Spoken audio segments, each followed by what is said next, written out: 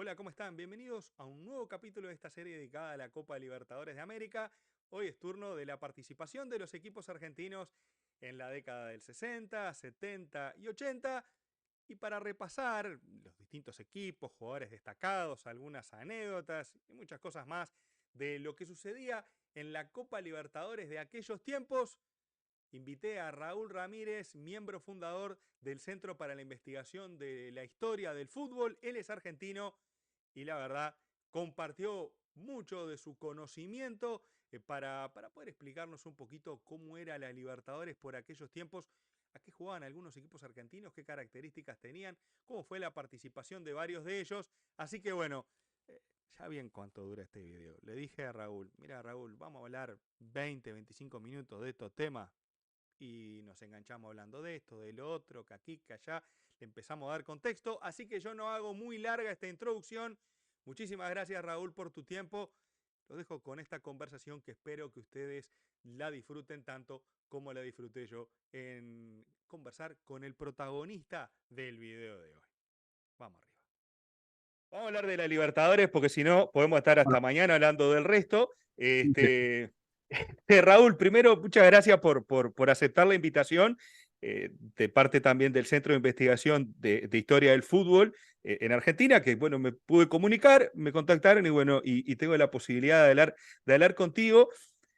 Y la verdad, lo primero que te quiero preguntar es o pedir es que me definas o que me describas con una frase lo que es la Copa Libertadores para vos, qué representa o qué se te viene en la mente, lo primero que se te viene cuando te digo Copa Libertadores.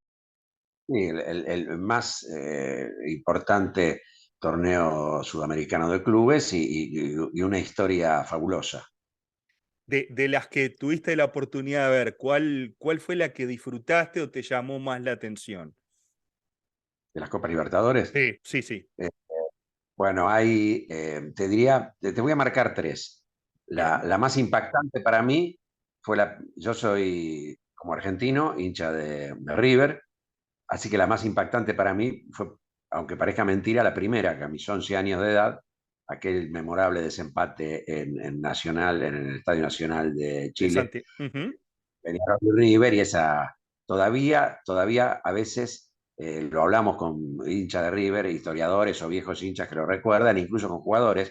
Tengo contacto con Daniel Bayo, que estuvo en el banco de suplentes ese día y que era el reemplazante natural de Sainz cuando se lesionó. Bueno, el director técnico, el maestro Cesarini, puso un delantero, algo un poco difícil de entender cuando iba ganando 2-0, y se perdió con una gran reacción de Peñarol.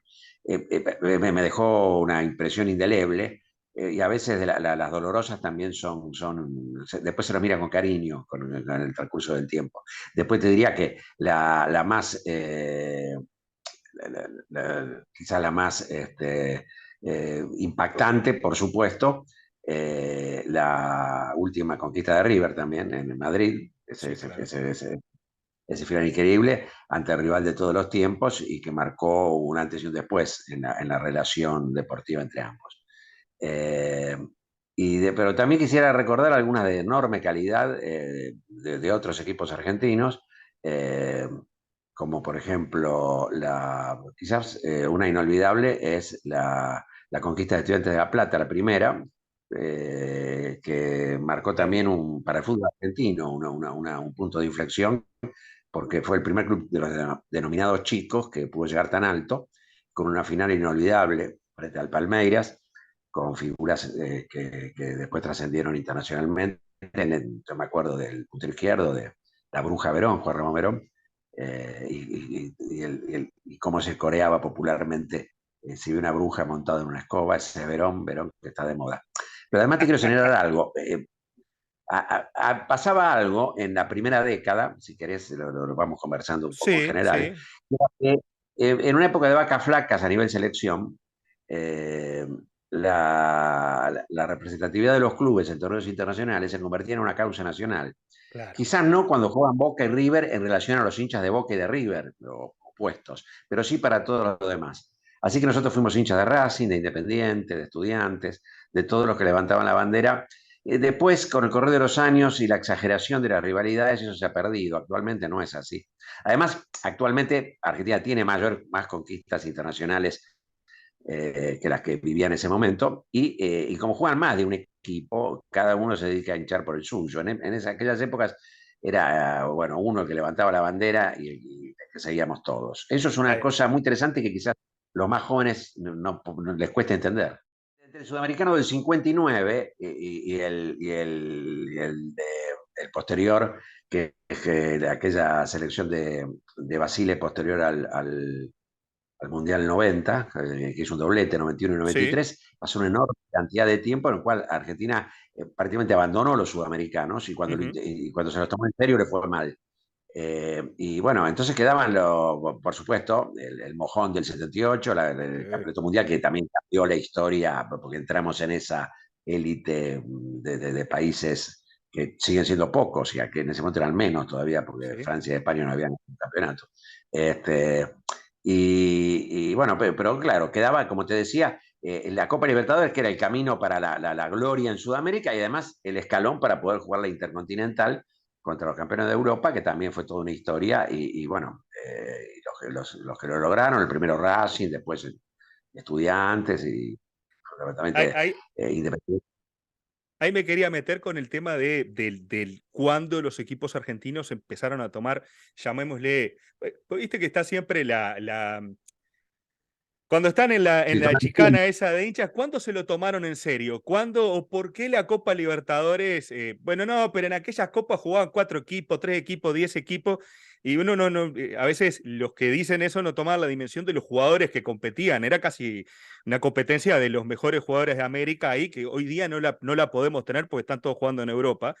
Pero ¿cuándo Argentina se tomó, considerás, porque está la primera semifinal entre Peñarol y San Lorenzo, que San Lorenzo cede, pierde, o Peñarol le gana la sede del tercer partido, la semifinal, y el partido se juega en ¿Se la Montevideo? siguió? Yo creo que fue la primera copa, y pese a que en las tratativas previas, quizá la dirigencia de Uruguay había sido más renuente que la Argentina a hacer esa Copa de Campeones Ujú. Sudamericana, Fue el único que votó en contra. cuando finalmente se realizó el torneo, sí se lo tomaron en serio. Eh, Ten en cuenta que había a veces torneos de verano amistosos, había una amplia e intenso intercambio deportivo entre los clubes, sobre todo acá en el Atlántico, digamos, entre los clubes argentinos, uruguayos y brasileños.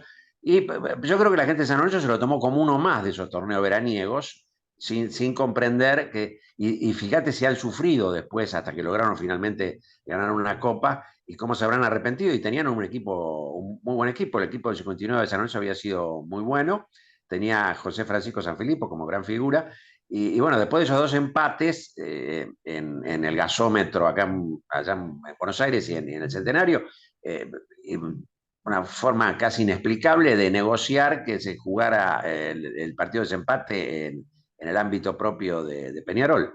Claro. Yo creo que el primer equipo que se tomó las cosas en serio y se jugó la patriada fue Boca en el año 63, Ujú. que armó también un equipo. Otra vez estaba San Filipo, en ese momento estaba en Boca. Después pasó a Nacional. A mí me han dicho que San Filipo, yo no lo vi jugar y lo que tengo de San Filipo es lo que él ha dicho después, que cuando uno lo escucha hablar a veces es chocante porque ha sido muy directo y él era el mejor de todos y bueno, por lo que él decía, ¿no? Era un gran goleador, un Claro, gran goleador, un tipo polémico, así como es a veces un poco hiriente escucharlo, también era hiriente tenerlo en la cancha. claro. Como deportista dejaba mucho que desear, pero como futbolista era muy eficaz. Vos sabés que se fue de Boca poco después de esas finales contra Santos, justamente por agredir al director técnico, Ah, porque mirá. no lo puso en un partido. Era el técnico alterno, Aristóbulo de Ambrosi, que había sido suplente de la máquina de River. Adolfo Pedernera estaba enfermo, era el técnico de Boca, y bueno, y en un partido de una copa preparatoria que se jugaba en 1964, poco antes de que empezara la temporada oficial, en el entretiempo de un partido le pegó una trompada de Ambrosi, de ahí Boca lo echó y de ahí recaló en Pero pasa a Nacional. Nacional. Él pasa a Nacional y de hecho él dice que creo que fue la Copa del 65 que él dice, o la del 66, que la ganaban ellos y él no se quebraba en un partido contra Vasco da Gama, estoy confundiendo los años, este, Pero bueno, parte de los dimes y diretes que siempre hay, del que Lo si que fuera, pasaría ¿no? si no se hubiera quebrado es su posición, que era un gran Claro, jugador y sin duda. exactamente. Pero, pero bueno, las cosas pasan como pasan y lo otro es contrafáctico, ¿no? Exactamente. Estoy totalmente de acuerdo contigo. Eso de, y si hubiese jugado tal o cual, sí, pero no jugó. Ya está, no pasó. Claro. ¿Cómo podés describir el nivel de competencia de esas Libertadores, empezando por los 60? ¿Cómo se puede describir el nivel de competencia? Uno ve ahora en la Libertadores, que es un espectáculo, bueno, que recorre toda América. ¿Cómo era el nivel a nivel de los jugadores que participaban, los equipos? ¿Cómo lo podrías describir? No, no comparando, sino en su época. Era muy bueno el nivel porque el fútbol uruguayo, el fútbol argentino y el fútbol brasileño en esa época podía conservar a sus figuras. Incluso, como lo muestran los resultados, había equipos de otros países, fundamentalmente el Olimpia paraguayo, que también se entreveraba, Ujú. y tenía muy buenos valores. Recordad que Paraguay había hecho muy buen papel a fines de los 50, incluso clasificando a un mundial, y de Lo ahí dejó fuera de surgieron figuras nosotros. como Cayetano Re, sí, como Cayetano Re, que terminó jugando en Barcelona. Ujú. Pero básicamente eran los tres grandes de Sudamérica. En ese momento jugaban nada más que los campeones y que llegaban a esas instancias. El equipo de Peñarol, que dominó las dos primeras ediciones y que después siguió dando batalla, era un equipo excelente, que después se fue reforzando en ediciones posteriores. Eh, y también era un equipo que podía convocar a figuras de otros países de Sudamérica, como el peruano Joya, el ecuatoriano Alberto Spencer, que se convirtieron en jugadores de extraordinario nivel. El Boca que enfrenta en el 63 a Santos, Ujú. también no solo estaba presente San Filipo, sino tenía otro goleador espectacular como el brasileño Paulo Valentín. Había figuras del fútbol argentino como Ratín, como Alberto González, conocido como Gonzalito, como Antonio Roma, el arquero.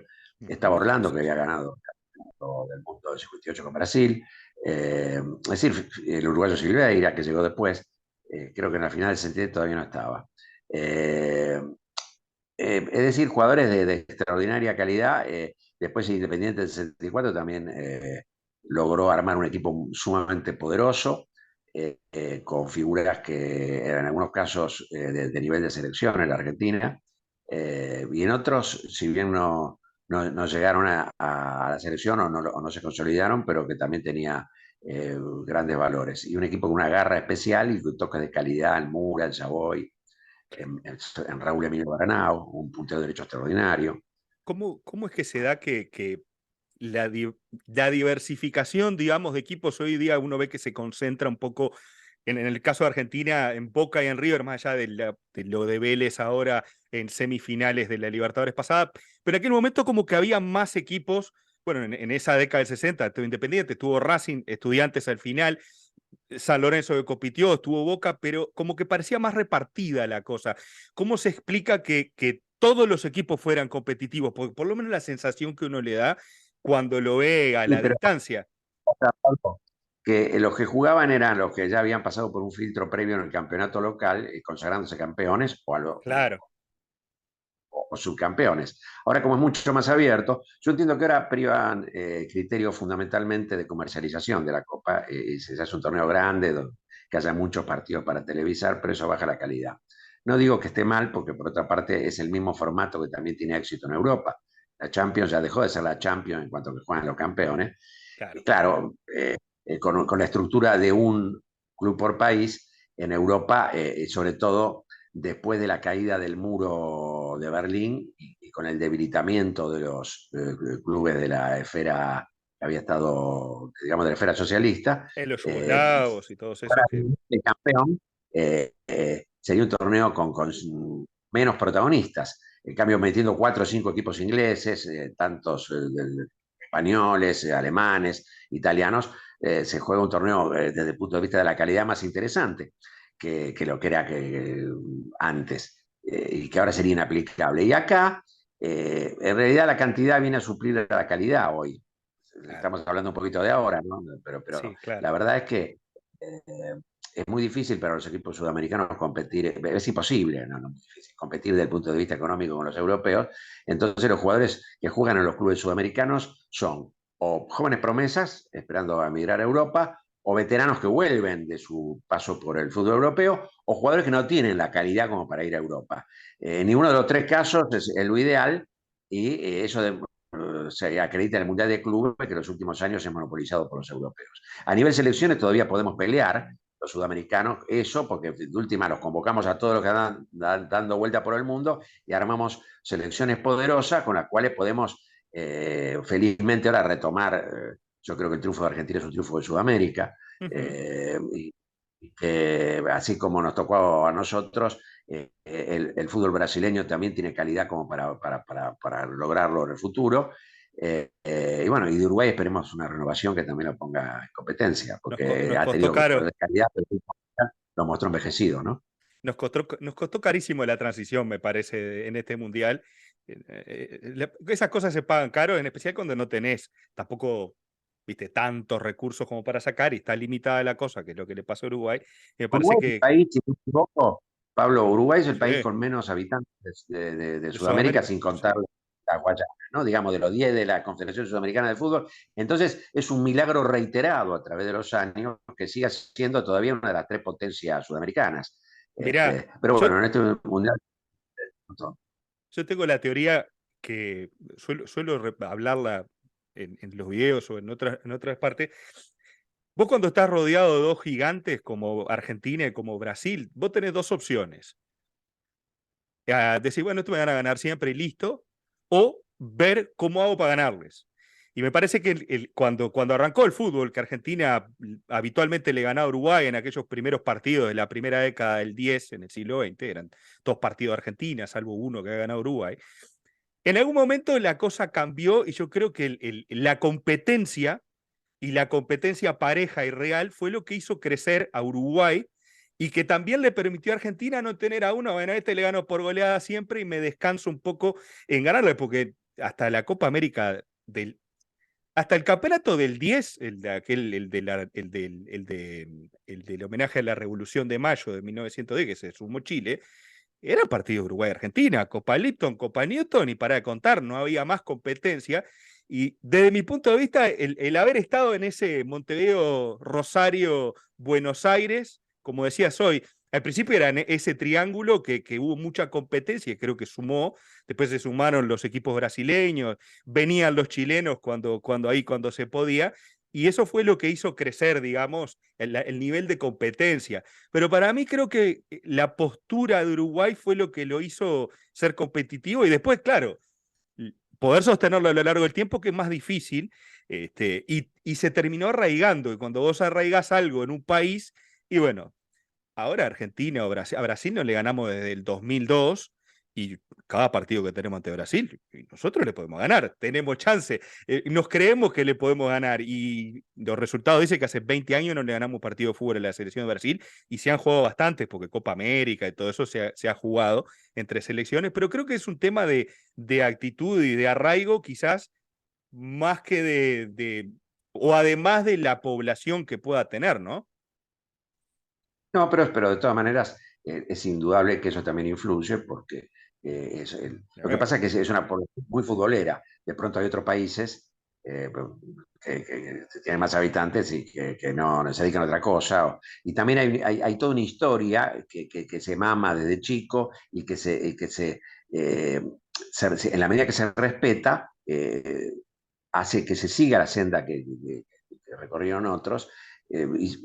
Y hay algo que es casi místico, ¿no? El surgimiento permanente de jugadores con talento en el Río de la Plata, Sí, es increíble. en el interior, pero terminan tributando por una cuestión socioeconómica en el fútbol de Gran Buenos Aires, Ujú. o de Rosario, de Córdoba, pero mucho más.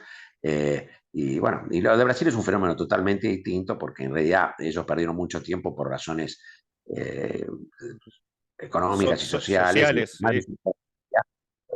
Perdieron tiempo primero porque jugaban nada más que los blancos ricos, después porque estaban muy divididos en distintas zonas y les costaba mucho armar equipos, sobre todo a nivel selección, que lo representara íntegramente. creo que nos desviamos un poquito del tema de la Libertadores, pero ya cuando hablamos de Brasil, digamos que así como Boca fue el primer equipo que se tomó las cosas en serio. Yo no sé si Santos fue el primer equipo argentino, la Boca.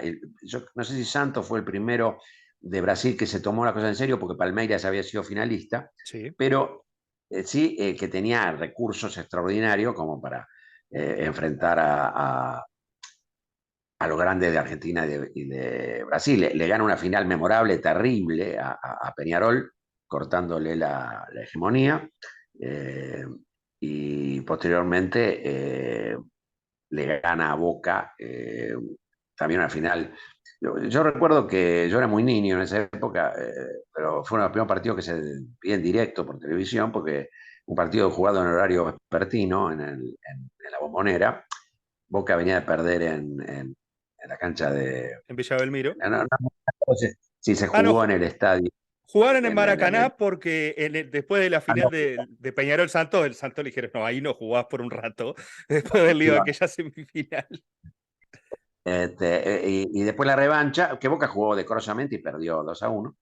Y la revancha que Boca se puso en ventaja, un partido durísimo. El otro día estaba mirando imágenes de ese partido y me recordó lo que yo vi en directo, el gol de Coutinho corriendo por el escaso espacio que hay entre las redes y las tribunas, es decir, el alambrado cuando hace su gol, y cierta violencia que hubo, que es característica de esa época eh, fundacional en la cual se jugaba partidos de hacha y tiza siempre, en todos lados. Eh, Me acuerdo de películas de hacer famosa escena con el pantalón roto y cambiándoselo rodeado de compañeros para que no se lo vea semidesnudo. Entonces ponían un pantalón blanco nuevo y entero. Un triunfo maravilloso de Santos jugando muy buen fútbol y ante un Boca que era fuerte. La, Antes de irnos de los 60, una de las cosas que me interesaría saber, porque para no volver, de hecho, el primer Brasileirao, ahora que hablabas de Brasil y su organización, por eso le atribuyo muchas veces cuestiones geográficas hasta la organización de los fútbol interno, porque no solamente en Brasil, en otros países también, que tenés sierra, que tenés selva, que tenés que cruzar, no sé qué, y al principio eran todos impulsos de estaduales, provinciales, departamentales, como se dividía políticamente cada país, y el primer Brasileirao se juega justamente el que gana Bahía, que es el primero que participa en la Copa Libertadores o en la Copa de Campeones del 60. Eh, ¿Cómo hay Sí, alguna... sí. Hay, sí, decime.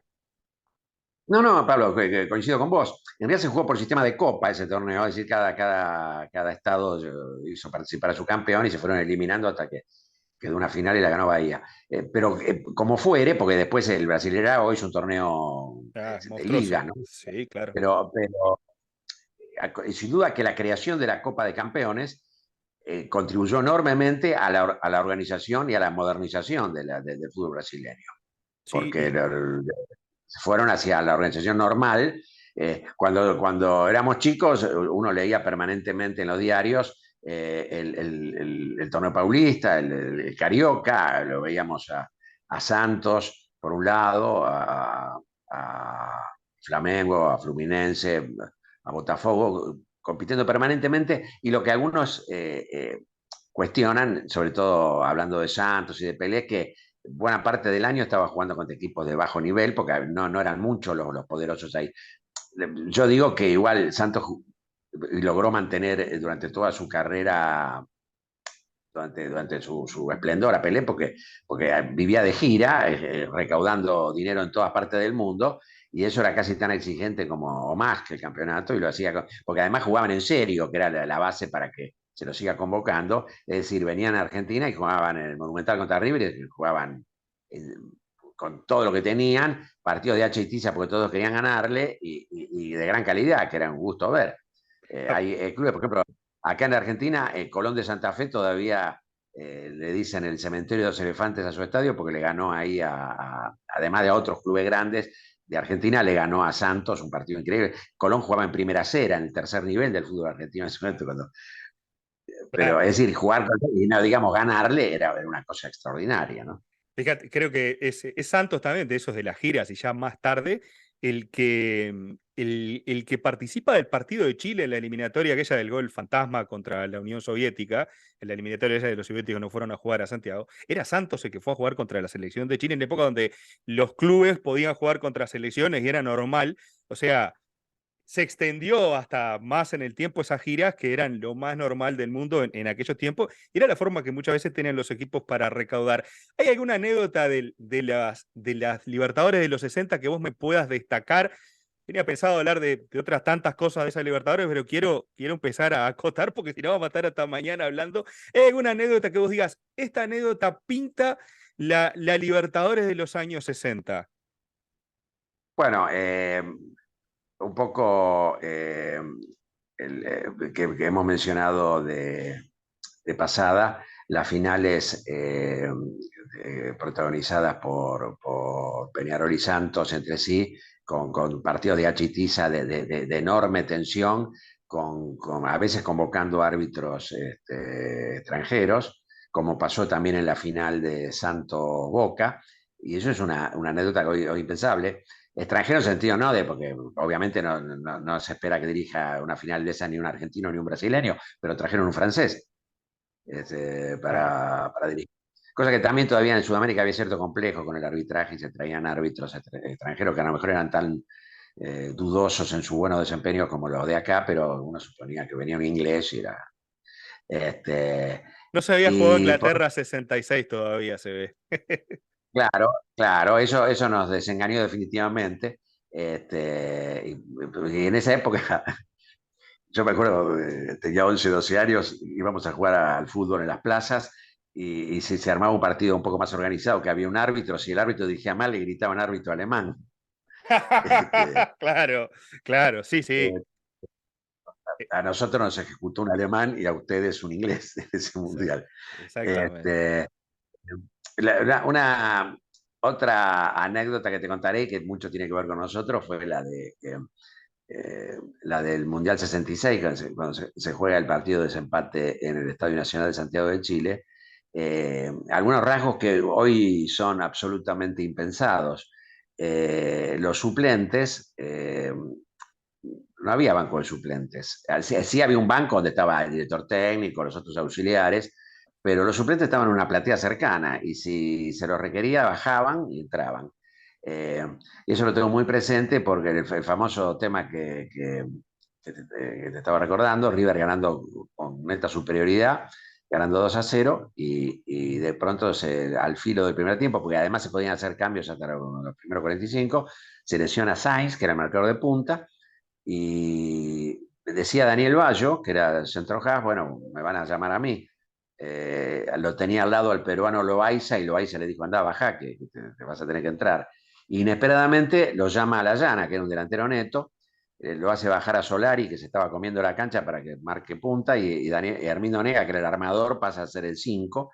Desarmador. Bueno, un desajuste que River perdió el control del partido y en el segundo tiempo se lo logra empatar Peñarol, que no bajó los brazos nunca. ¿Hay alguna anécdota dicha por jugadores que no terminaron de identificarse, lo cual la hace un poco más dudosa, pero había un jugador que incluso creo que era uruguayo, así que puede haber sido Matosa Sucubilla, que decía que en algún momento algún jugador de Peñarol le dijo, bueno, ya está, como que no querían comerse un baile, pero perdemos 2-0, volvemos tranquilos.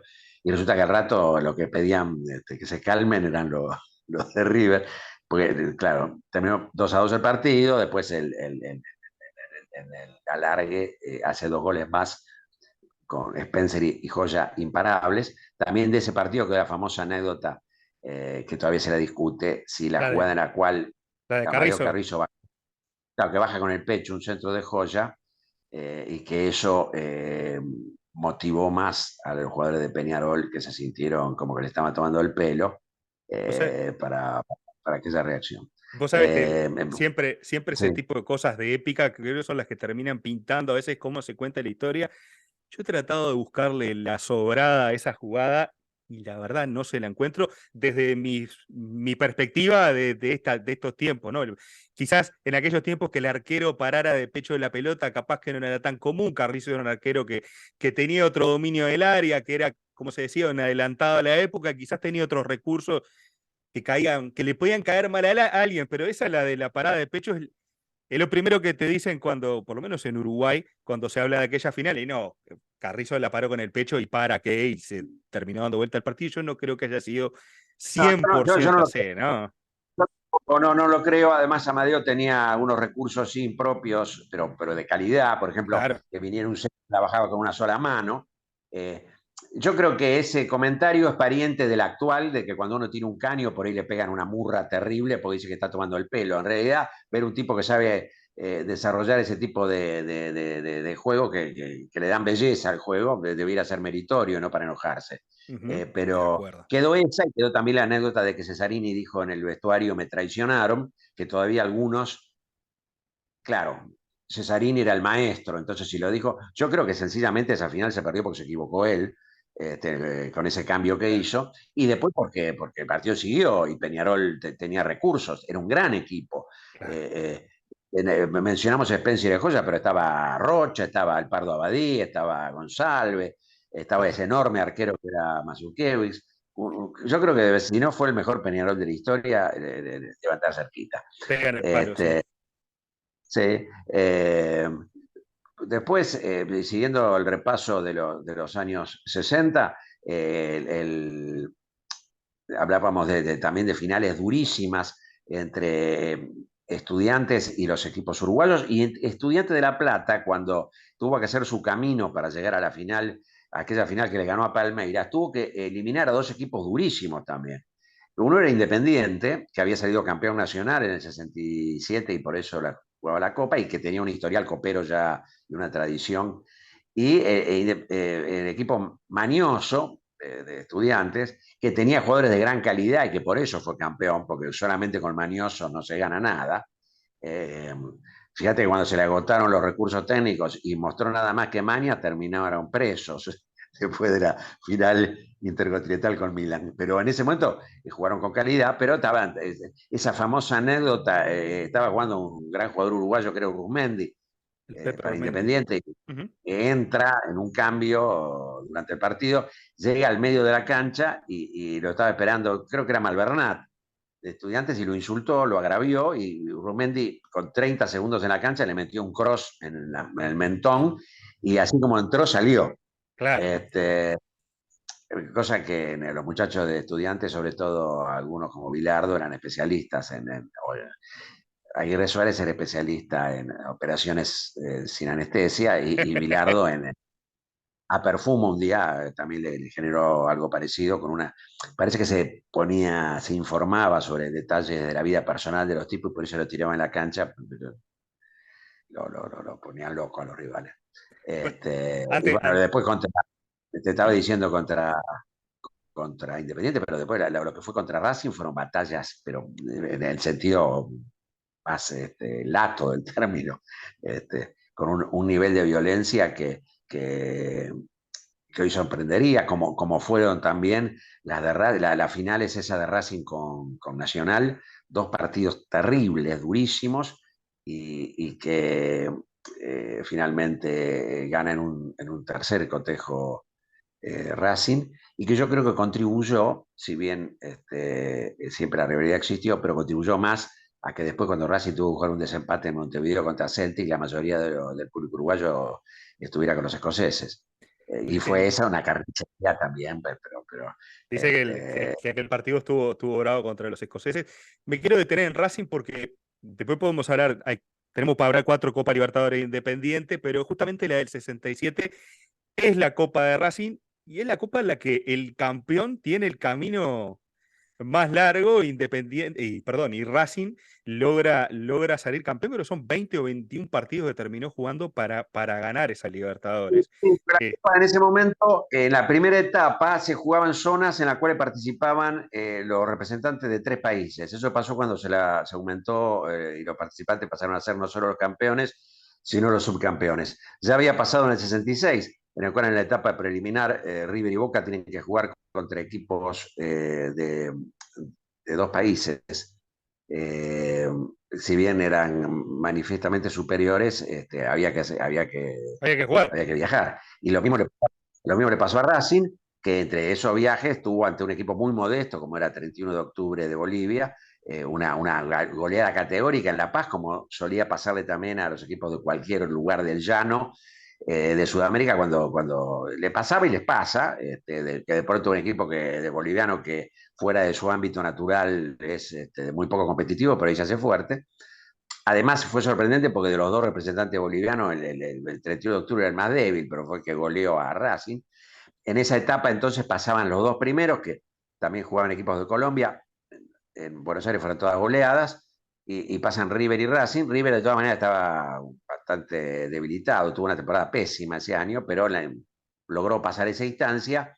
Y después no, en la segunda etapa jugó muy mal, definitivamente Racing le ganó los dos partidos a River, pero Racing sufrió una derrota en Avellaneda contra el Universitario de Perú, que se convirtió de pronto en el favorito para clasificarse, y se terminó salvando por una gran actuación de River en Lima, un partido que River le empata, le saca un punto decisivo para que Racing terminara igualado con el Universitario, forzando entonces un desempate que gana Racing.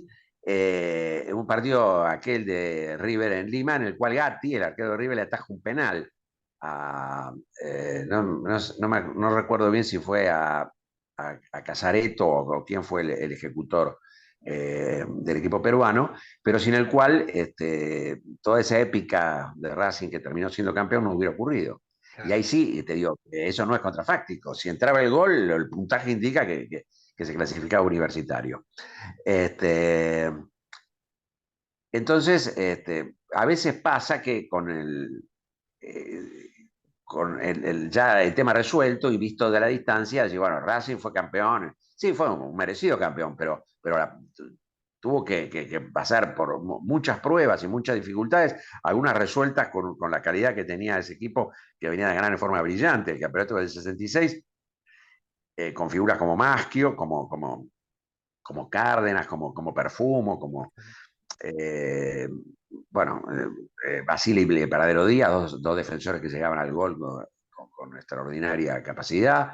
Eh, y que por otra parte también estaba conformado por jugadores que no habían brillado durante toda su carrera y eran bastante veteranos, como el famoso Yaya Rodríguez, el interior izquierdo, o como el puntero derecho Martinoli. Bueno, ese equipo se refuerza y llegan jugadores como el brasileño Cardoso, el Toro Rafo, que lo hacen aún más competitivo y logran finalmente ganar la Copa Libertadores y posteriormente la Intercontinental. Sin duda un equipo inolvidable.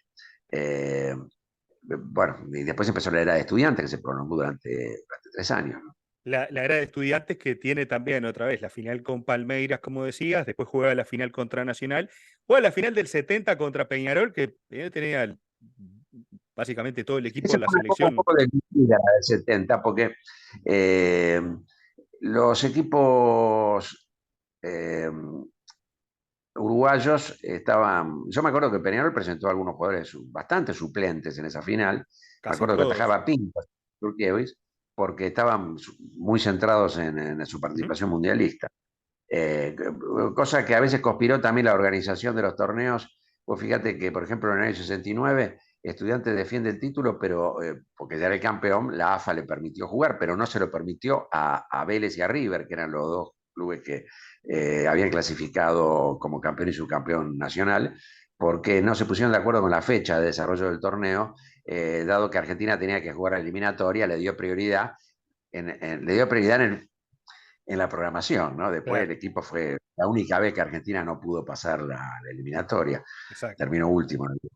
Pero bueno, esas cosas pasaban también. Otro hecho memorable de los 70, de los primeros 70, es aquella batalla campal increíble entre Boca y jugadores de Boca y del Sporting Cristal, la Bombonera, en la Copa del 71, eh, que se agarraron los 22 jugadores a raíz. Creo que el árbitro era uruguayo, si no me equivoco, era Otero, Alejandro Otero, Ujú. uno que era comisario de policía.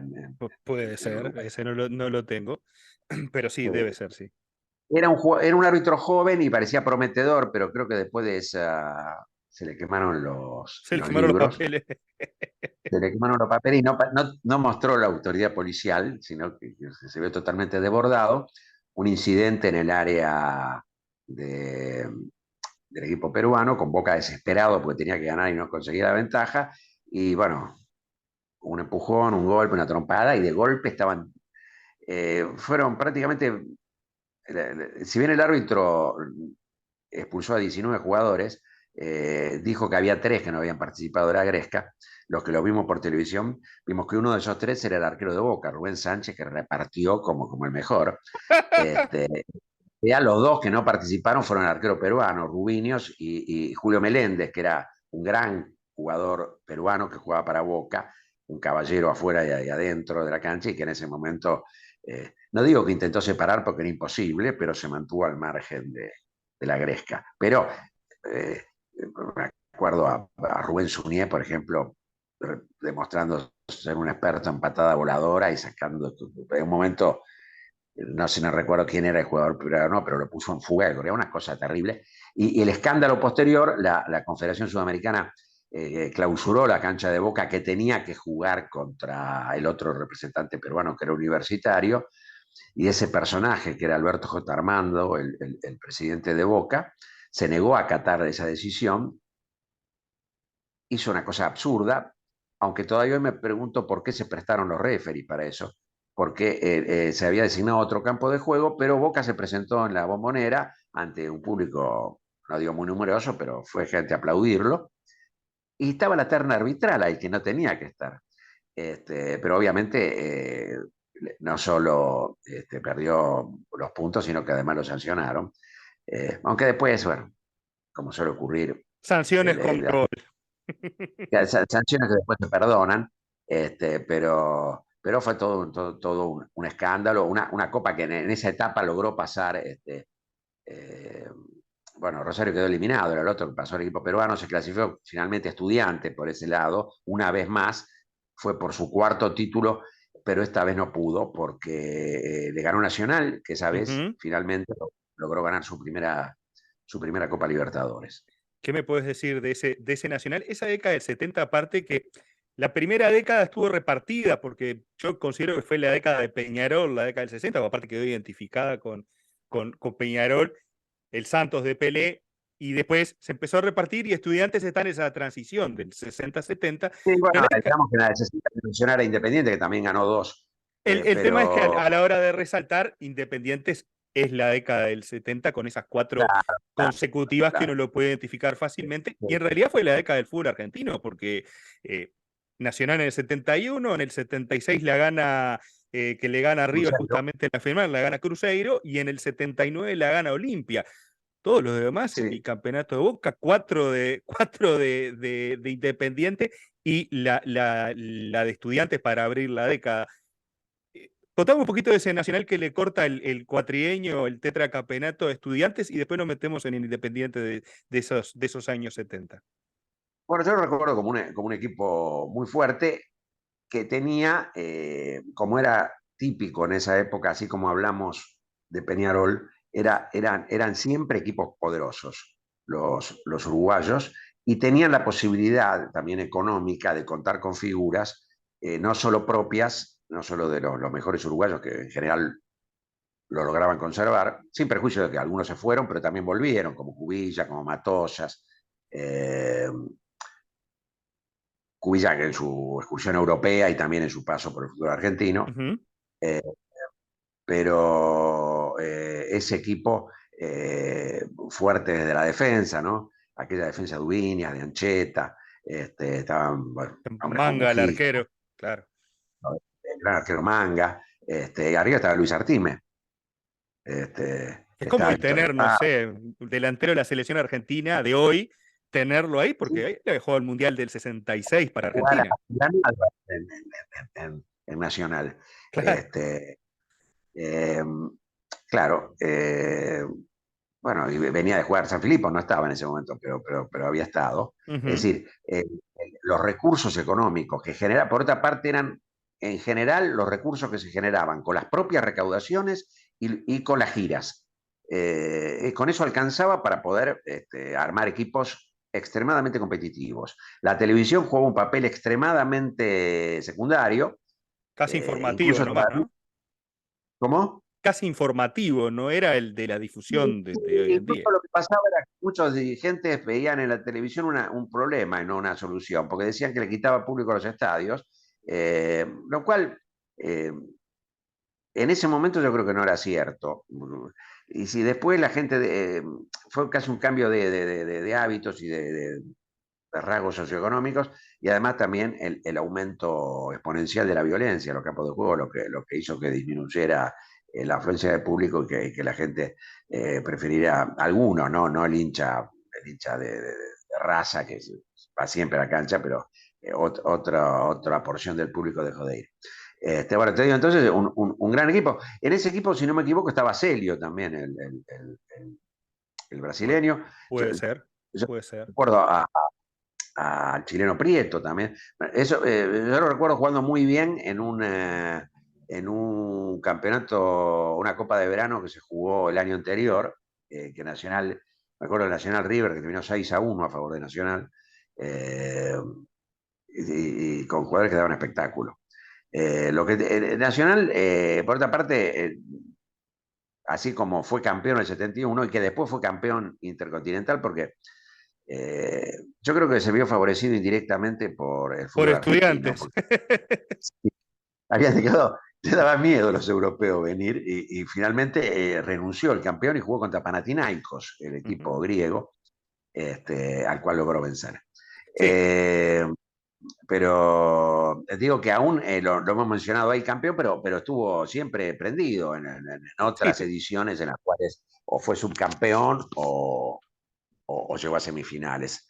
En general los equipos uruguayos eran Peñarol y Nacional y en general siempre hacían un buen papel, era muy raro que quedaran en el camino. Yo si no me equivoco creo que eh, para ver otro equipo uruguayo llegando a instancias definitivas, a instancias de definición, creo que hay un Danubio que llega a comienzos de los 90. Hasta ese momento, está el Danubio del que terminó 89 que pierde con Nacional de Medellín, que está la 6-0. anécdota de que pierde 6-0, está la anécdota, creo que es Baba o Lustó, no me acuerdo cuál de los dos árbitros argentinos, creo que es Lustó, que cuenta que cuando el partido en el Centenario termina 0-0 y en la revancha, bueno, llegaron unos emisarios del patrón y les dijeron, muchachos, es una historia bastante Sí, pintoresca que la cuenta él, anécdota, la anécdota, Pablo, la cuenta Baba, que era juez de línea. Baba, En esa época los ahí está. institucionales se repartían la tarea y no dirigía él, no me acuerdo si dirigía Lustó o Espósito, Ujú. y Baba era línea,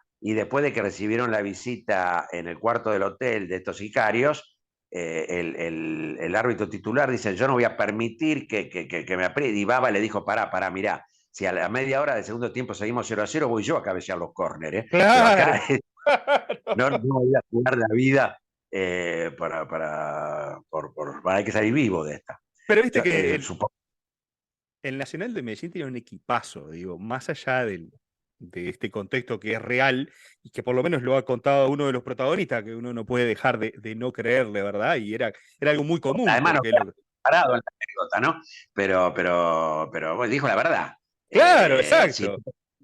a las autoridades, bueno, no te ibas a jugar la vida, supongo. Claro, exactamente. Y creo que pero a veces eso mancha un poco como hablábamos lo decías de estudiantes de los 70 y que las mañas, pero con las mañas vos no salís campeón, ganás algún partido, pero no llegas, tenés talento también para apoyar el juego, o sea, hay que tener mucha cosa y no solamente que venga uno a apretarte y decirte que ustedes no salen vivos y esto, digo, estaban jugando las semifinales. Y para no perderme, el otro uruguayo que llegó a semifinales fue Defensor Sporting en el 2014, que queda eliminado con Nacional de Paraguay, que juega la final con San Lorenzo en el 2014. Esos son los dos equipos uruguayos, Claro. no Peñarol o Pero Nacional, que acaba llegaron a las finales. fue el primero que sin ser Nacional ni Exacto, ser Peñarol logró llegar a una correcto. instancia importante como es una semifinal.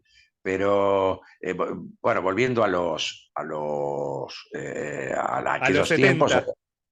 años 60 y 70, sí, como bien vos dijiste, es una época de preeminencia del fútbol argentino. Viene después el cuartetazo de Independiente que gana.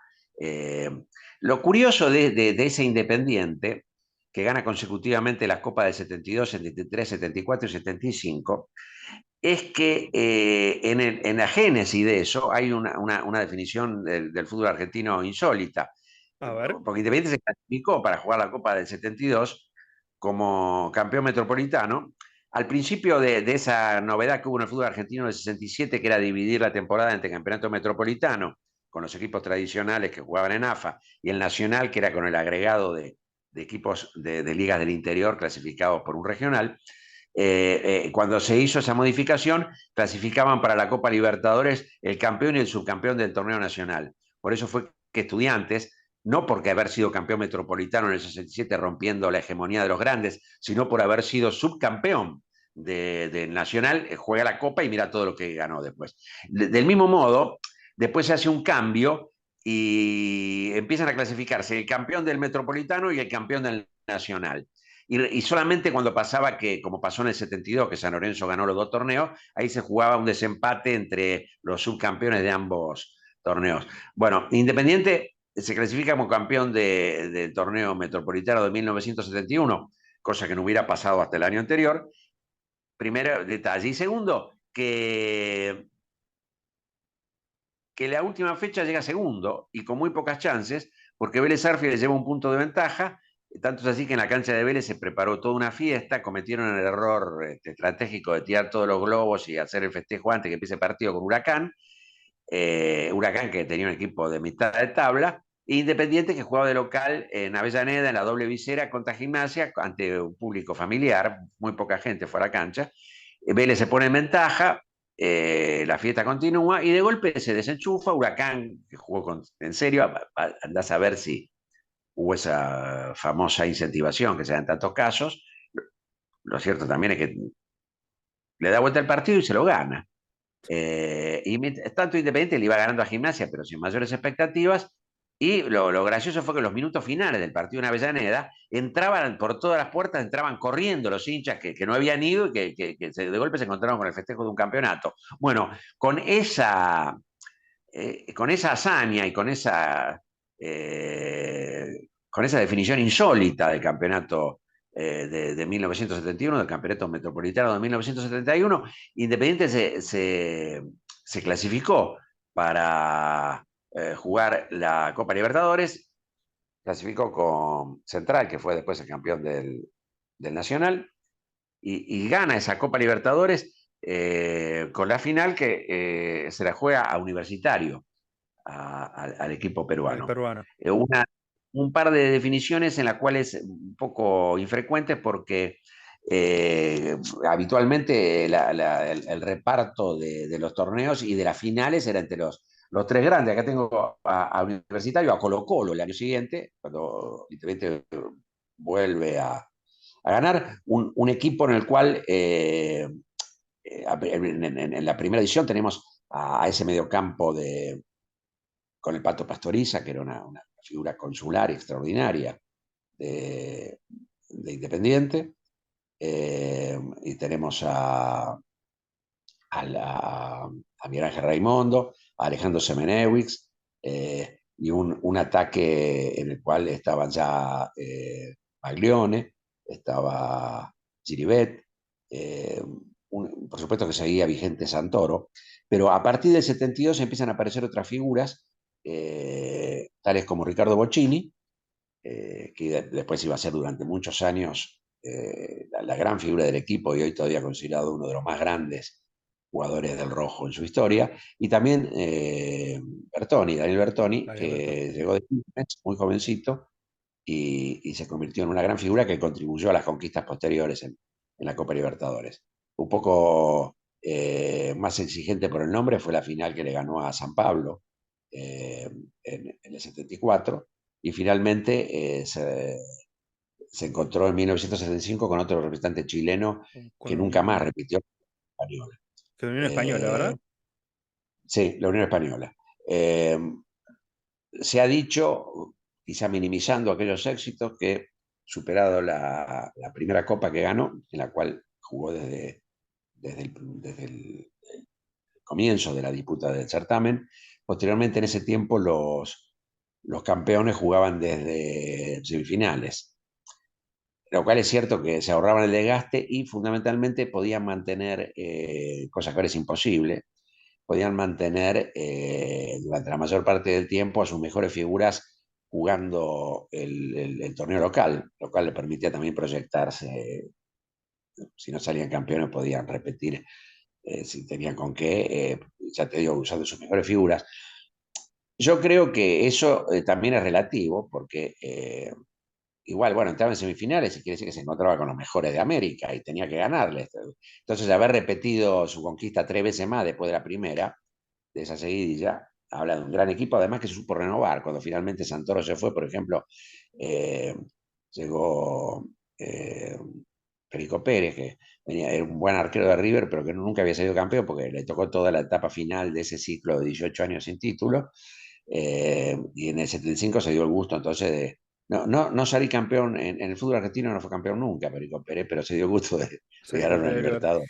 pero aparte de eso de tratar de minimizar, eso siempre pasa de los hinchas del resto. Digo, ¿y por qué el Santos no ganó 4 corridas? ¿Por qué Peñarol no ganó 4 corridas? Porque era la misma regla. El que lo logró fue Independiente y, como bien decís, cuando juega las semifinales, juega contra otros dos, porque después juega la final, que es el mejor. Y por lo Claro. general eran series que terminaban en 3 partidos. Tenías que ir a Lima a jugar el tercer partido, a Santiago, a Montevideo, a donde sea. Eran partidos recontra desgastantes. Creo que, creo que hasta el finales de los 70 probablemente podemos hablar de una Copa Libertadores con un alto grado de violencia, que era la violencia del juego de la época, porque aparte de lo que pasaba, creo que el sentimiento ese de pertenencia de la Copa, ¿no? Que eran batallas literales en los partidos, también el fútbol. Obviamente la Libertadores 2 tonos más arriba, pero también se jugaba así de fuerte.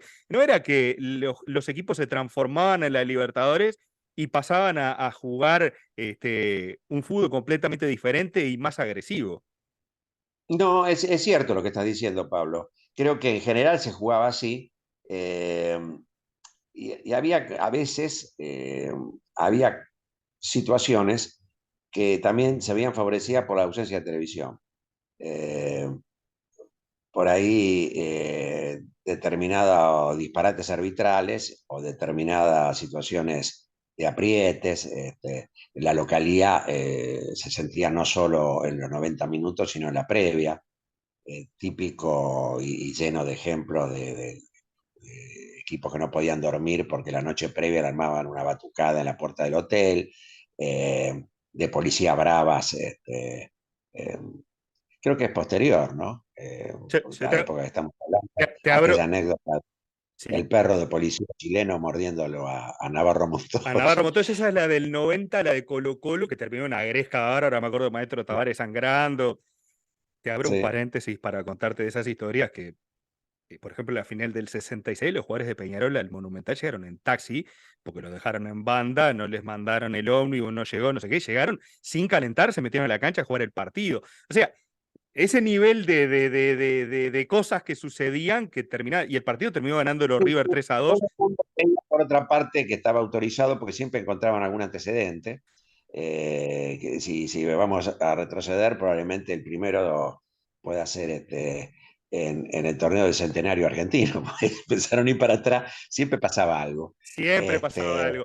Raúl, no te quiero robar más tiempo, pero me queda, digamos que hemos visto un poquito lo que fue aquel tetracampeonato de Independiente y la discusión sobre la discusión básica esa de hincha típica de que las semifinales, que no sé qué, pero me queda en la década del 70 River 66-76 y recién en el 86 logró su campeonato. Me gustaría unir un poquito esos dos torneos y después hablar de Boca y la última Independiente, y así cerramos y no te robo más tiempo porque realmente te agradezco esta charla, que no pretende ser una entrevista, sino una charla un poco de fútbol y poder recibir todo el conocimiento que me estás pasando, que realmente es muy, muy enriquecedor en este caso. Pero sin duda, no es tiempo robado, es tiempo ganado porque nos enriquece a los dos de conocimiento. el, Este, me hablaba del 76. la Sí, Copa. Bueno, viste que River tuvo ese ciclo de que los años terminados en 6 era finalista, venía de ser finalista en el 66, después tuvo unas cuantas instancias donde amagó con llegar, como la del 70, donde pierde la semifinal con Estudiantes, después de haber eliminado épicamente a Boca, pero perdió con Estudiantes y finalmente tiene que esperar hasta 1976, donde también tuvo un trayecto duro, no tanto la primera fase en la cual eliminó a Estudiantes, que no tenía un equipo tan fuerte como otras veces, y además River lo superó con claridad, y los otros dos rivales eran equipos venezolanos bastante inferiores. Pero River luchó más que nada contra el infortunio propio, con lesiones, con expulsados y con errores para mí dirigenciales. Por ejemplo, River no tenía un plantel tan grande, y sin embargo a un delantero importante que no era titular, pero que siempre le había dado réditos en el partido decisivo, como era la Pepona Reinaldi, y lo vendió al Barcelona, pero no al Barcelona de Cataluña, a el de Guayaquil. Barcelona de Guayaquil, y en plena Copa Libertadores, una decisión poco entendible. Eh, y debemos admitir, como argentino y como hincha de River, que Cruzeiro era mejor. En ese momento, por lo menos en el momento que se disputaron las finales, tenía mejor equipo. En el partido de ida en Belo Horizonte, la superioridad fue manifiesta. River encima tuvo la desgracia que se lesionara a Filiol. El suplente era Andaburo, era bueno, pero no era Filiol. Filiol, Este, ¿qué pasa? sí, y bueno, perdió 4-1 River en ese partido. Y en la revancha realmente tuvo que extremar recursos de todo tipo para ganar el partido también. Un poco se pareció al triunfo con Peñarol del 66, empujando de la tribuna. Yo creo que los que han estado en esos partidos difícilmente crean que el Monumental es un estadio frío.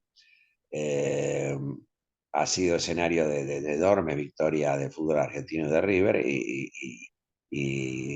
bueno, sí, es cierto que las tribunas están un poco más lejos que en otros campos de juego. También es cierto que se crea un efecto caldera ahí, que ahora encima, bueno, como desapareció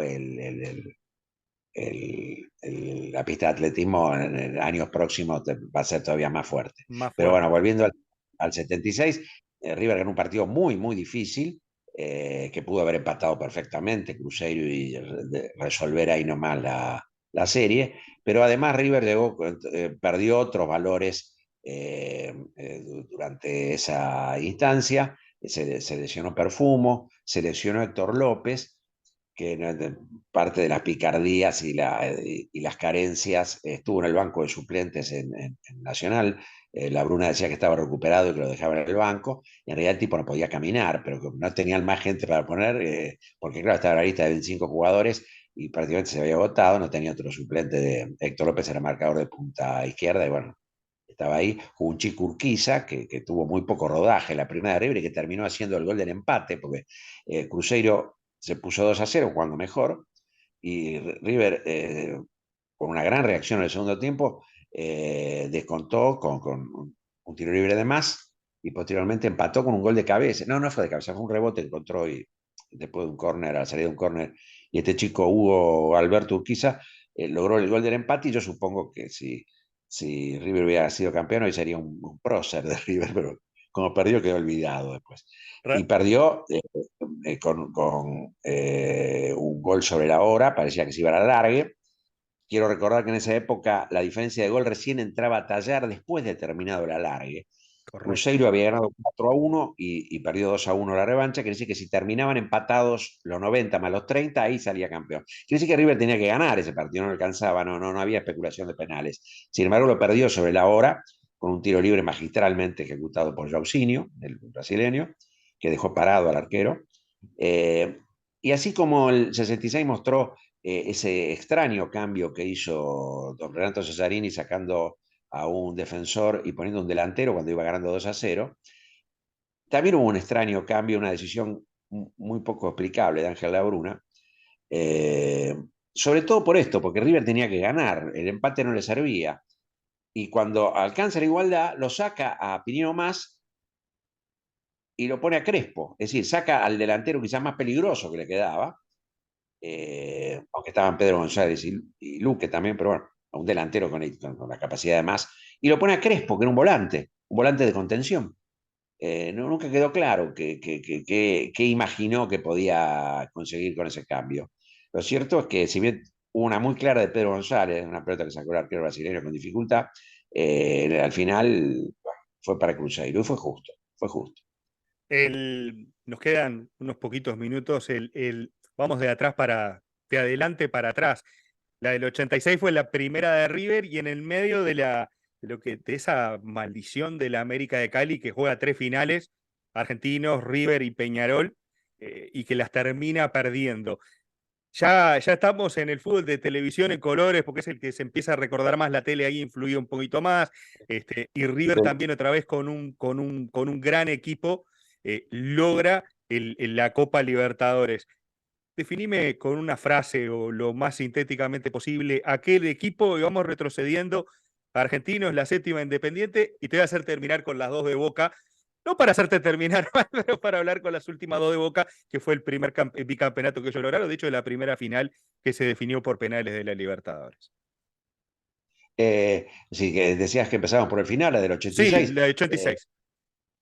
Con un gran equipo de River, una conjunción de talentos en la cual estaba la veteranía del Beto Alonso en su última gran demostración. Siempre dijo que pudo haberse retirado después, pero al contrario de otras figuras, se retiró en su esplendor. No sé si en su esplendor, pero se retiró con un muy buen nivel. Y en ese equipo lo demostró en partidos de gran importancia, el equipo que dirigía el Bambino Veira y que tenía otros jugadores tan importantes como el uruguayo Alzamendi, Falta Gutiérrez como, estaba. sí, hablando de Uruguay, estaba Gutiérrez, también había otros uruguayos. A Mario Saralegui, que alternaba. Sí, sí, pero fue un equipo muy fuerte, muy duro, que tuvo que pasar una semifinal durísima contra Argentinos Juniors, que era el campeón defensor y que entregó, como se dice, la frase hecha, vendió cara a su derrota, porque hasta el final le hizo sufrir en ese desempate a River. Tenía un muy buen arquero como Pumpido. Ten en cuenta que ese año Argentina salió campeón del mundo y algunos de los jugadores que integraban ese equipo de River campeón fueron también fueron campeones del mundo el mismo año. Un equipo que, por otra parte, hay que nombrar sin duda alguna al Búfalo Funes, un gran jugador que tuvo un trayecto corto pero importante en River y decisivo en esas finales, en las cuales River sufrió menos que en otras porque logró ganar aquí de vuelta, y, eh, y que, como sabes, que murió prematuramente, Sí, lamentablemente sí. una pérdida dolorosa para el mundo del fútbol. Un gran equipo que después se coronó campeón, hasta ahora el único título intercontinental de River, ganándole la final en Tokio al Steaua Bucarest con un gol de Alzamendi, con un pase Alzamendi. magistral del Beto Alonso. Un pase en un tiro libre que ejecutó en una vivada con rapidez.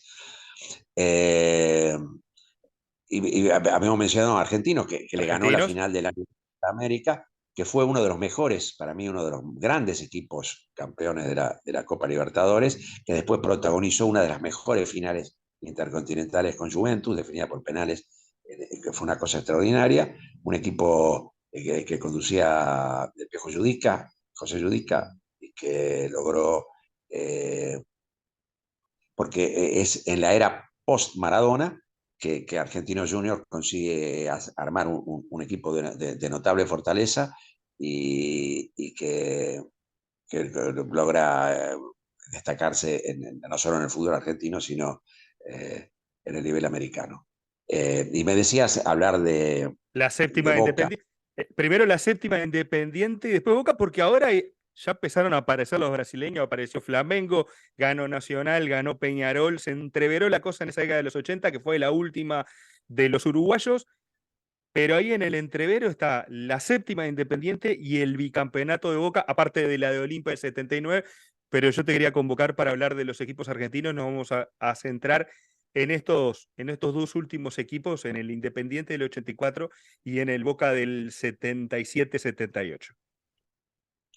Eh, Independiente, ya un poco, digamos, descolgado de su gran serie, pero todavía con equipos muy fuertes, con gran capacidad. Eh, Todavía brillaba Ricardo Bocchini. Sí, eh, claro. Tenía otros compañeros de ofensiva, como Barberón, por ejemplo. De algunos otros jugadores que tuvieron un recorrido más breve, pero que fueron importantes en ese momento en el ataque, como Percudani. O el Mandinga. Eh, eh, una importante conjunción de valores jóvenes y de veteranos. Y siempre hay que hablar de algún uruguayo, porque de hecho están siempre presentes. Siempre hay alguno. Sí, fíjate que en general en toda la recorrida que hemos hecho de equipos argentinos campeones de la Copa Libertadores, casi siempre tenían algún elemento uruguayo en sus filas. Aquí estaba el arquero, ¿no? Es Goyen. Este, sí, sí, Carlos Goyen. Carlos Goyen. Ahí Este, está. sí. Este, yo creo que eso fue un poco el canto del cine de Independiente como gran equipo eh, de copero, y bueno, sobre eso se asienta su historia y su consideración de rey de copas. Pues fíjate que han pasado más de 30 años, ¿no? Y sigue Sí, siendo sí, el y más ganador de la copa. sigue siendo más ganador. Eh, No me quiero olvidar, para que algún hincha de Independiente que esté viendo esto no nos mate, del Chivo Pavoni, que sin lugar a dudas es una institución dentro de Independiente de la década de los 70, ¿verdad? Que fue Digamos de uno de esos, claro, sí, Ricardo cuando Pavoni. hablamos de uruguayos, que Sí, son de esos sí. que vos decís, pa, ese era de los destacados, sin lugar a dudas. Yo no sé si los preferidos del hinchado o no, pero por lo menos del lado nuestro del Río de la Plata, era el que sonaba siempre como el jugador, de esos, uno de esos jugadores que siempre está ahí, de ese el uruguayo que tenía que tener para ganar a Libertadores, el Chivo No, Pavón era era. de un carácter extraordinario, además muy bueno marcando y con muy buen remate, hizo muchos goles de tiro libre también. Fue un símbolo del Independiente de de- entonces, sí. La verdad que hace bien en recordarlo porque cuando yo hablé de ese ciclo no me olvidé de nombrarlo. Bueno, y queda el Boca de Lorenzo, el el Boca de de Lorenzo. 77-78, un equipo netamente copero eh, que venía de ganar los dos campeonatos que se jugaron en el año 1976 en Argentina, el Metropolitano y el Nacional. En ambos casos lo hizo con un equipo aguerrido, eficaz, eh, muy incómodo para sus rivales y que fue oportuno en los momentos decisivos. En el torneo metropolitano, por su forma de disputa, se habían jugado dos zonas. eh, Huracán ganó la suya en forma abrumadora, Boca entró en el pelotón, pero clasificó para la ronda campeonato. Eh, y en la ronda campeonato, Huracán no pudo mantener ese nivel y Boca lo aventajó, le ganó un partido decisivo. River, que era el otro gran rival, presentó de la mayor parte de esa etapa de campeonato a equipos juveniles porque se estaba jugando la chance en la Copa Libertadores, que finalmente se vio frustrado. Este, y ganó un campeonato muy difícil. Y en el torneo nacional también fue muy duro, muy disputado, y Boca y River llegaron a la final. Una final que durante muchos años fue única en el profesionalismo. Curiosamente, de los dos grandes rivales del fútbol argentino han jugado pocas finales, y durante muchos años fue la final. Incluso hay un libro que se llama así del historiador colega Diego Esteves, que quedó un poco desactualizado después de 2018, cuando se fue al final de Madrid, a otro nivel, Sí, campeonato sin duda. internacional. Pero en el 76 fue un desenlace eh, en la final a partido único en cancha neutral, se jugó en el estadio Racing Club, en un momento especial, en el año 76. Eh, fue un año difícil en la Argentina, se había instaurado una dictadura militar y eso viene en cuenta porque en este caso te cuento una anécdota propia. Yo trabajaba en la universidad y tenía un compañero que era, además de trabajar de encuadernador ahí en la imprenta, los domingos era personal de los que reciben las entradas en Persona de los libros. recaudación. Ah, de los que Nada, el que reciben recibía las entradas. Ah, entradas, estaba en la puerta y recibía las entradas, el boletero, digamos. sí, el boletero, ahí va. Eh, sí. Y bueno, fanático de River, me conoció a mí que yo también lo era, entonces me invitaba a que vaya a ver los partidos de local de River, me daba una entrada usada y yo, para que si había un inspector no se notara, yo se la daba y la rompía y yo entraba. Y cuando se jugó esa final, Boca River, como era en cancha neutral, los controles eran de los dos clubes. Les tocaron diversas puertas. Y él me dijo, bueno, vení, vení, buscame y entra. Y llego y resulta que él estaba en la Popular de Boca. Entonces yo le digo, che, acá, bueno, mira, decidiste, ¿entrar o no entrar? Me dijo. Y yo entré Ay, pa. un par de horas antes, en un ambiente muy bravo. Fue un partido en el cual el estadio Racing tuvo un lleno extraordinario, un estadio que no estaba en las mejores condiciones, quizás ya no había recibido las mejoras necesarias de su inauguración a comienzos de los años 50, lleva un poco más de 25 años. Hubo gente que dijo que estaba parada sobre rajaduras y siempre tuvo la característica de moverse mucho, lo cual es una elasticidad que vos sabés como Sí, sí. arquitecto que es necesaria, pero si vos ves que hay rajaduras ya no te parece tan necesaria. Bueno, no, pero lo que te quería contar fue el ambiente de violencia policial afuera. Yo entré, pero no, vos sabés que ante un ser o no ser que me planteé en la tribuna, ¿qué hago? ¿Me quedo o me voy? Porque iba a tener que ver el partido en la Popular de Boca y me fui.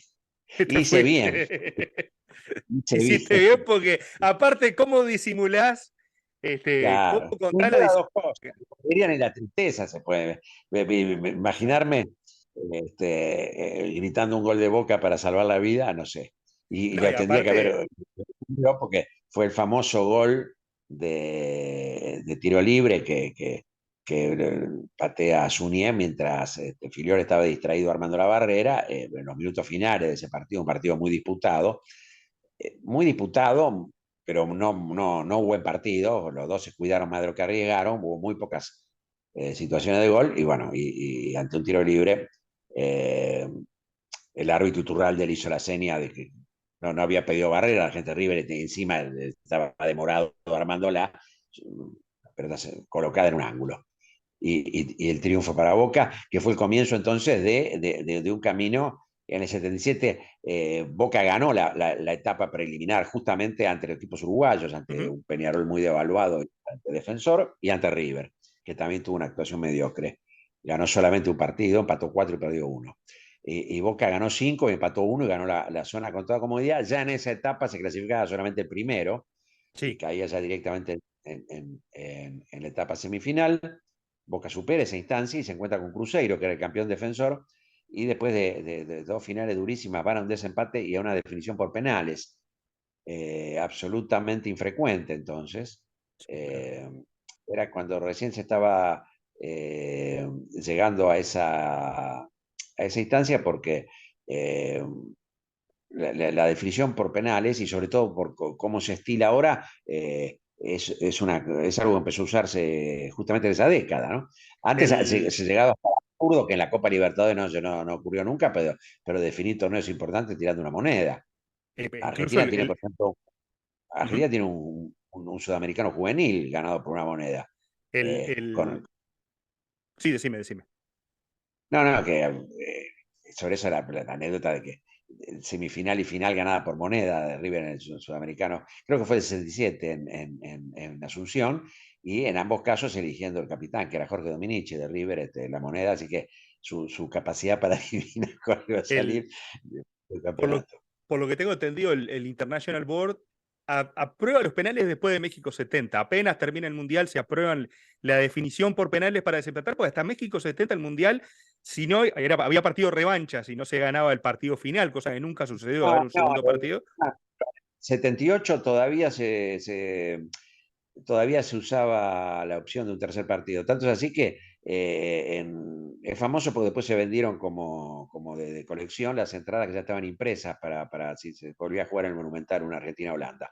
Pero de todas formas, ya acá en la Argentina por lo menos se había usado la definición por penales para torneos locales o Claro. clasificaciones, me acuerdo, un reducido de primera B que se tuvo que definir con penales, pero se usaba una definición totalmente distinta. Eran 3 penales y los pateaba el mismo jugador.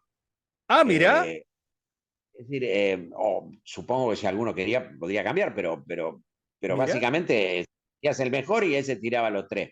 mirá. Este, Mirá qué sí, curiosidad. No, yo lo que te decía de los mundiales en realidad era o sea, evitar el sorteo en la segunda final, porque en realidad en Argentina 78, como decías, si empataban Argentina y Holanda, que el partido en el alargue, se jugaba, no sé si 48 horas después de 72, no importa, se jugaba una revancha de ese partido. Cosa que nunca sucedió en ningún mundial, pero corrían el riesgo hasta el mundial del 74 que se pudiera definir por la monedita o por el sí. sorteo que quisieran Es hacer, una cosa y la verdad me parece una difícil de locura, entender ¿no? porque, difícil de entender porque obviamente la lógica era seguir jugando hasta que alguno gane, sobre todo un campeonato del mundo, ¿no? Claro. Este, Antes se bueno, y jugaba un después tercer alargue. sí, sí, digamos que, bueno, en antecedentes a nivel sudamericano hay, no en la Copa Libertadores, sino en torneos de esos que se jugaban entre equipos argentinos y uruguayos, de partidos que se jugaron alargue, primer alargue y segundo alargue, y a veces no terminaban porque lo que no quedaba era luz. Claro. Este, La Copa América del 19 o 20, no me acuerdo. La primera que gana Brasil, la del 20 creo que es, que le gana el último partido a Uruguay, creo que juegan 3 alargues, y en el tercer alargue le hace el gol Brasil a Uruguay y termina el partido 1-0 en Laranjeiras, ahí en la cancha de Fluminense, este, del del gol de gran Friedrich, exacto, brasileño. exactamente. Cerremos con este bicampeonato de Boca. Dame un par de titulares que podemos recordar, jugadores de esa época, y algo que se puede destacar de ese equipo. Así cerramos la charla de hoy. Bueno, Gatti, porque atajó el penal decisivo y además por la impronta que tenía. Roberto Mouso, gran capitán de Boca, el jugador que más partidos oficiales ha jugado en primera división en el equipo Ceneice, y que tuvo un protagonismo importante en ese ciclo. Eh, Tenés jugadores como Rubén Suñé, un jugador de enorme personalidad, el Totti Beglio, Mario Sanabria. eh, Arriba, jugadores como Darío Feldman, como Hugo Sánchez, que era muy joven en ese momento, pero de enorme rendimiento. Un equipo que dirigía además, y es importante nombrarlo porque tuvo una, una importante impronta, creo que fue su mejor momento, Juan Carlos Lorenzo, el Toto Lorenzo, que si bien había llegado con cierto prestigio internacional a la Argentina, había dirigido sin éxito a la selección en 2 mundiales, y que recién en los 70 se consolidó como técnico exitoso, primero dirigiendo a San Lorenzo en aquel bicampeonato del 72, y después ese ciclo de Boca que marcó el punto culminante de su trayectoria, previo también un ciclo lindo en Unión, que era un equipo chico, al cual asesoró para que se reforzara, y buena parte de los jugadores que integraron ese equipo, después él se lo llevó a Boca, cuando al año siguiente, en 1976, inició su serie. Para recordar también el Ever Mastrangelo, Ernesto Mastrangelo, el punto derecho, que tuvo también un gran protagonismo en ese equipo. Más o menos fue la misma base la que jugó los dos, esas 2 Copas Libertadores, y también que llegó la tercera que zozobró finalmente ante Olimpia en una final muy dura. Perdió en Asunción y el equipo paraguayo logró empatar en la Bombonera y ganar la primera Copa Libertadores de la historia para el fútbol paraguayo. Resistió el 0-0, si mal no recuerdo, Olimpia, Sí, aquel sí, fue partido en la Bombonera. un asedio intenso de un Boca que no tuvo claridad, y que finalmente no pudo quebrar una victoria festejadísima supongo yo, que en Paraguay debe haber pasado algo parecido a lo que pasaba en la década anterior en la Argentina, en el sentido de que ese día fueron todos de Olimpia, porque si bien tiene una enorme rivalidad con Cerro Porteño, pero supongo que que fue un triunfo para todo el fútbol paraguayo, que fue el primer país fuera del terceto de los más grandes de Sudamérica que logró incursionar entonces en la principal copa de clubes también como metiendo un campeón. Exactamente. Estimadísimo Raúl Gutiérrez, te agradezco Ramiro, mucho Ramírez, perdón, discúlpame, Raúl. Estimadísimo Raúl Ramírez, te agradezco todo este rato que hemos estado hablando, largo y tendido de la Copa Libertadores, de esas de las 60, de los 70, de los 80, digamos que para mí de la gran época de la Copa Libertadores como competencia en sí, después sigue siendo la gran Copa Libertadores, pero en otro tono, me parece, ya con otro tipo de características, pero esta es creo que una etapa bien marcada. Te agradezco muchísimo este rato que me has prestado de tu conocimiento para recordar un rato viejos valores de la Libertadores y qué sucedía por aquellos tiempos y compartir tu punto de vista. bueno, te agradezco mucho esta oportunidad para dialogar con vos y a través tuyo con tus seguidores de esto que seguramente es una pasión común de todos nosotros, ¿no? Muy bien, un abrazo grande y a la gente que nos esté viendo, se agradecen todo tipo de comentarios, que se suscriban al canal y bueno, y lo que quieran decir por ahí de esta época en este caso del fútbol argentino, la Copa de Libertadores, vamos a estar tremendamente agradecidos. Raúl, un abrazo grande, muchísimas gracias. Gracias a vos.